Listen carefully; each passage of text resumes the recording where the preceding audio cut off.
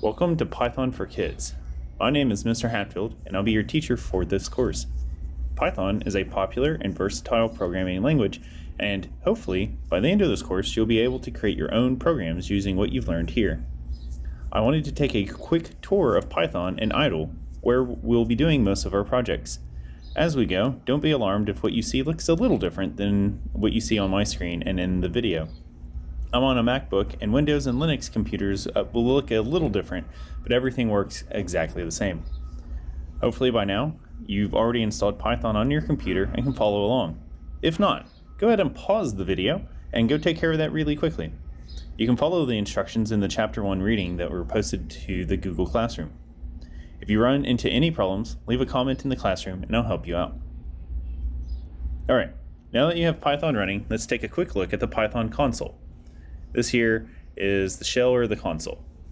The console is a powerful tool. Here you can type in lines of code and the console will execute them immediately. For example, we can use the print function, which will be covered in future readings, to print hello world to the console. Hello world is a time-honored tradition when you're starting a new language. You always start with seeing if you can get the language to say hello world.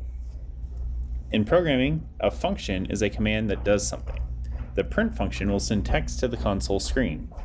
To start, we'll type the function's name, in this case print, P-R-I-N-T, followed by an open parentheses. Inside the parentheses, we can tell the print function what it is we want to print to the console. This is known as an argument. We enclose our text in quotation marks, and then we're going to type hello world. Close the quotation marks and the parentheses, and now we should be able to press enter. And it prints out hello world. Congratulations, if you followed along, you've now typed your first line of Python code. Take a moment to pause the video and see if you can get the console to say instead, hello, your name. Great. One of the best ways to learn programming is to play around with the bits of code in different ways just to see what you can get it to do. This console is a calculator as well, which has some useful applications. We will cover this in detail in a future lesson, but for now, you can play around with typing arithmetic into the console and it'll give you the answer. If you type 60 plus 12, press enter, it returns 72. You can also do subtraction. 60 minus 12 is 48. Multiplication, 60 times 12. And just a note, in many programming languages, you do multiplication with the asterisk sign. That's 720. And we can do division. 60 divided by 12 is 5. You can even do exponents. 60 to the 12th power is this big, long, crazy big number here. While the console is a great place to test single lines of code, you'll write most of your projects in a text editor. These allow you to write out multiple lines of code, save them, then run the code all at once. Python and IDLE come with a built-in text editor, which you can access by going to File, New File. It opens up this new window here, which is the text editor. Let's go ahead and try out a couple lines of code. Print hello world. We'll add another line. Print my name is Mr. Hatfield.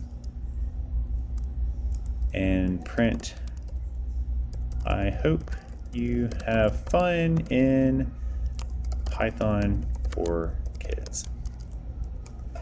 Now we just save the file by going to File, Save As. I'm going to call this hello world. And Python files always end in .py. That's the file extension. If you guys have done any other schoolwork, you might have done .doc for Word documents or .xls for Excel spreadsheets. Python files are always .py. It's really easy to remember. And then you'll click Save. And now you can go to Run Module, and it sends our code to the console where you can see all the lines I've printed here. Which is a great way to write really long programs, test them, find any errors that you might have. For the most part, when you complete assignments in this course, you'll need to submit the .py file saved from the text editor through Google Classroom. This way, I can run your code myself to make sure everything looks good and runs correctly. If you have any problems while you're completing some of the assignments, you can also send me a copy of the .py file and I can work through it and help you find the bugs in it. Now that you've poked around in Python some, you're ready to move on to the rest of this week's chapters. I strongly recommend that you follow along with the code examples in each chapter as you read through them. This will help a lot with the code challenges which start in Chapter 3.